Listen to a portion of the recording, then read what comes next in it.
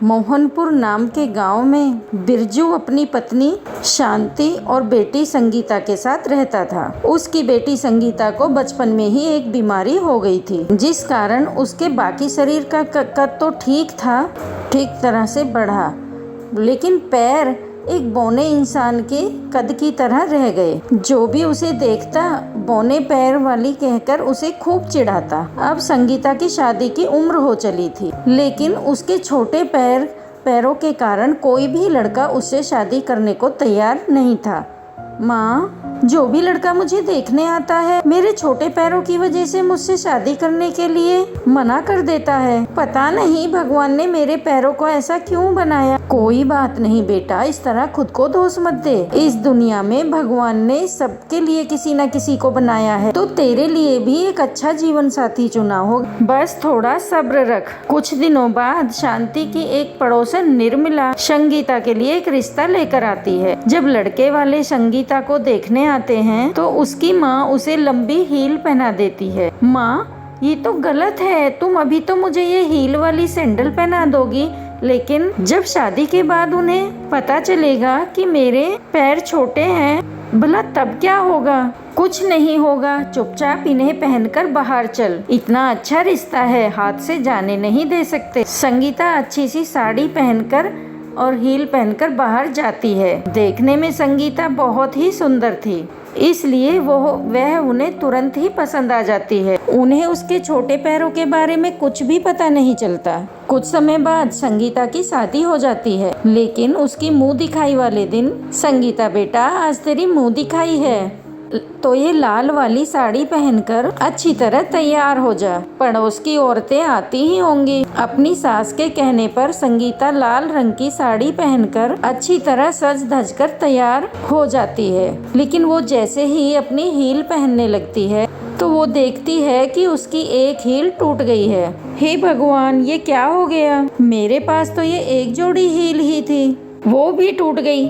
अब मैं बाहर कैसे जाऊंगी। अगर मैं ऐसे ही बाहर गई तो सबको पता चल जाएगा कि मेरे पैर छोटे हैं। संगीता इस वजह से बहुत परेशान हो जाती है। तभी कुछ देर बाद उसकी सास उसे आवाज लगाती है, तो संगीता फ्लैट सैंडल पहनकर ही बाहर चली जाती है। जब आस पड़ोस की सभी औरतें उसे देखती हैं तो देखते ही रह जाती हैं। अरे शकुंतला, तुमने तो कहा था कि तुम्हारी बहू लाखों में एक है, लेकिन इसे देखकर ऐसा लग तो नहीं रहा। अरे क्या नहीं लग रहा विमला बहन, है तो शकुंतला की बहू लाखों में एक। इतनी बौनी बहू तो लाखों में एक ही हो सकती है। लेकिन शकुंतला बहन, आखिर ऐसी तुम्हारी क्या मजबूरी थी कि तुम्हें अपने बेटे की शादी इससे करवानी पड़ी। तुम्हारा बेटा इतना हैंडसम है, अच्छा कमाता है, ना कोई नशा करता है, उसके बाद भी तुमने अपने लड़के के लिए ऐसी लड़की ढूंढी। ये तो सिर्फ चेहरे से ही सुंदर है, वरना इसकी कदकाठी तो देखो, हमारे राजेश से आधी भी नहीं लगती है। ये तो दोनों साथ में चलते हुए अच्छे भी नहीं लगेंगे। ऐसी बहू लाकर तो तुमने अपना ही मजाक बनवा लिया। पड़ोस की औरतों की बात सुनकर शकुंतला को बहुत गुस्सा आता है, क्योंकि उसे भी इस बात का अभी ही पता चला कि उसकी बहू बौनी है, लेकिन वो पड़ोसियों के सामने ऐसा कुछ पता नहीं लगने देना चाहती थी।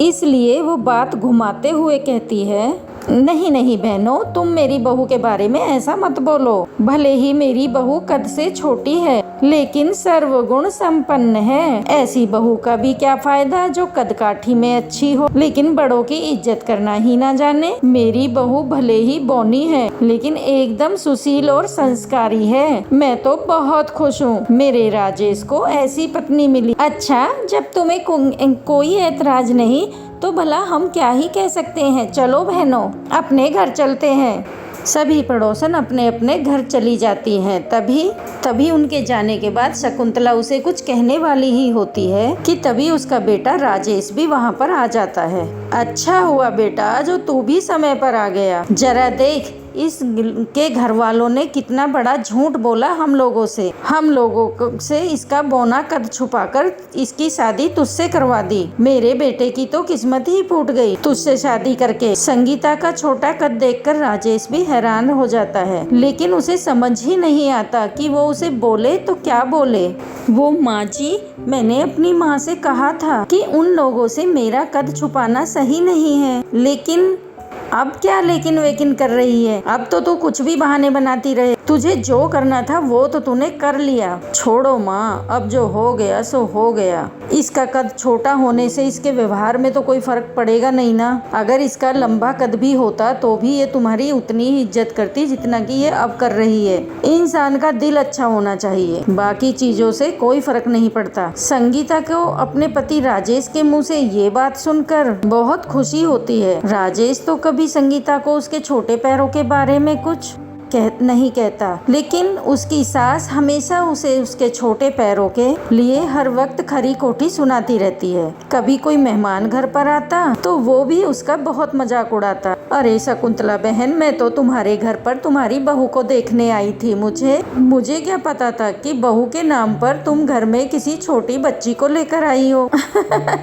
अच्छा चलो, अब मैं चलती हूँ। शकुंतला की सहेली सुमित्रा तो ऐसा बोलकर चली जाती है, लेकिन शकुंतला उसके बाद से आग बबूली हो जाती है और उसके घर से जाते ही संगीता को खूब सुनाती है। तेरी वजह से मुझे मेरे ही घर में लोग आकर 4 बातें सुनाकर जाते हैं। लोगों के घर में नई बहू आती है तो लोग उसकी तारीफ करते हैं, लेकिन तुझे देखकर तो लोग मेरा भी मजाक उड़ाकर चले जाते हैं। अगर मेरा बस चलता तो मेरे बेटे से तुझे तलाक दिलवाकर उसकी दूसरी शादी करवा देती, लेकिन उसे ना जाने तुझमें ऐसा क्या दिखता है। मैं तो तुझे कभी अपनी बहू मानूंगी ही नहीं। संगीता को अपनी सास की इन बातों से बहुत ठेस पहुंचती है। वो रसोई में खाना बनाते हुए रोने लगती है। तभी उसे बाहर से किसी बूढ़ी औरत की आवाज आती है, तो वो दरवाजे पर जाकर देखती है तो एक गरीब बूढ़ी औरत उसके सामने खड़ी थी। बेटा, मैं 2 दिन से भूखी हूँ, अगर घर में कुछ खाने को हो तो मुझे दे दो, तुम्हारी बहुत मेहरबानी होगी। आप बस 1 मिनट रुकिए अम्मा, मैं आपके लिए अभी खाना लेकर आती हूँ। संगीता उस बूढ़ी औरत के लिए ताजा खाना लेकर जाती है।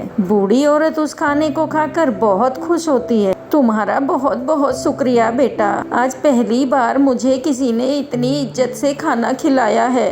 तुम बहुत नेक दिल की हो। अगर तुम मुझसे कुछ मांगना चाहो तो मांग सकती हो। मेरा आशीर्वाद बहुत फलता फूलता है। अम्मा, वैसे तो हम लोगों के पास भगवान का दिया सब कुछ है, लेकिन मेरे पास लंबे पैर नहीं है। हर कोई मुझे बोनी बोनी कहकर चिढ़ाता है। मेरे कद की वजह से मेरी सासू माँ हमेशा मुझसे गुस्सा रहती हैं। क्या आप कुछ ऐसा कर सकती हैं जिससे मेरा कद लंबा हो जाए? हाँ, क्यों नहीं बेटा, मैं तुम्हें ये आशीर्वाद देती हूँ कि तुम जब भी चाहोगी तुम्हारा कद लंबा हो जाएगा और तुम जब भी चाहोगी अपने सामान्य कद में आ जाओगी। इतना कहकर वो बूढ़ी औरत वहाँ से चली जाती है। तभी कुछ दिन बाद संगीता की सास शकुंतला किचन में कुछ ढूंढ रही थी। माँ जी, आप क्या ढूंढ रही हैं? मुझे बता दीजिए, मैं आपको वो चीज ढूंढ कर दे देती हूँ। जब मुझे वो चीज नहीं मिल रही तो तुझे कहाँ से मिलेगी? ऊपर तक तो तेरे हाथ क्या नजर भी नहीं जाएगी। तू रहने दे, मैं अपने आप ही ढूंढ लूंगी। माँ जी, आप ऐसा मत कीजिए, आपका पैर फिसल जाएगा। मैं स्टूल या सीढ़ी पर चढ़कर आपका सामान उतार दूंगी। बताइए, आपको क्या चाहिए? अच्छा, तो मेरे लिए अचार का डब्बा उतार दे। बहुत दिन से ऊपर ही रखा हुआ है, अब तक पक गया होगा। ठीक है माँ जी, आप जाकर कमरे में बैठिए, मैं अभी लेकर आती हूँ। संगीता के कहने पर उसकी सास वहाँ से चली जाती है। अपनी सास के जाते ही संगीता अपनी आंखें बंद करके अपने पैरों को लंबा कर लेती है और ऊपर से अचार की बरनी उतार देती है। वो थोड़ी देर बाद अपनी सास के कमरे में अचार की बरनी देकर आती है। तभी अचानक उसकी सास के मन में ये ख्याल आता है, अरे मैं तो भूल ही गई थी, घर पर सीढ़ी और स्टूल तो है ही नहीं।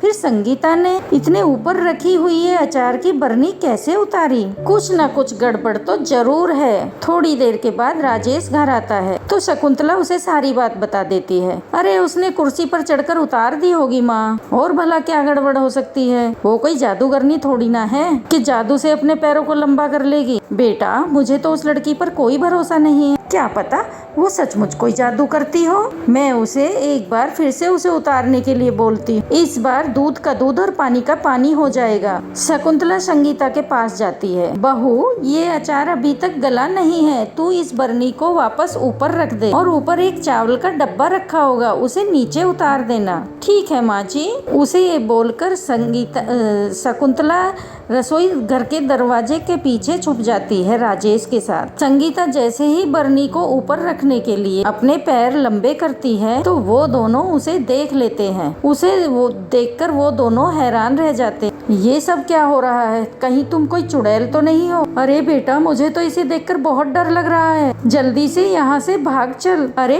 ये आप दोनों ने क्या किया? मुझे छिपकर क्यों देखा? मैं आप दोनों को नहीं बताना चाहती थी कि मैं अपने पैरों को लंबा कर सकती हूँ। मैं कोई चुड़ैल नहीं हूँ, बल्कि एक बूढ़ी दादी ने मुझे ये आशीर्वाद दिया था कि मैं जब भी चाहूंगी तो मेरा कद लंबा हो जाए। ये उनके आशीर्वाद का ही फल है। ये बात तूने मुझे पहले क्यों नहीं बताई? बहू, अगर मुझे पहले पता होता तो मैं कब का तुझे पहले यही बोलती, तू अपने पैरों की लंबाई सामान्य औरतों जितनी कर ले, ताकि कोई भी तेरा मजाक ना उड़ा सके। जब तेरे पास ये शक्ति है तो तू अभी अपने कद को थोड़ा लंबा कर ले। अपने सास की बात मानकर संगीता अपने कद को सामान्य लड़कियों जितना लंबा कर लेती है। उस दिन के बाद जो भी संगीता को देखता है वो हैरान रह जाता है और फिर उसके कद के लिए कभी कोई फिर उसका मजाक नहीं उड़ा पाता। तो दोस्तों, कैसी लगी आपको हमारी कहानी? कमेंट करके जरूर बताना।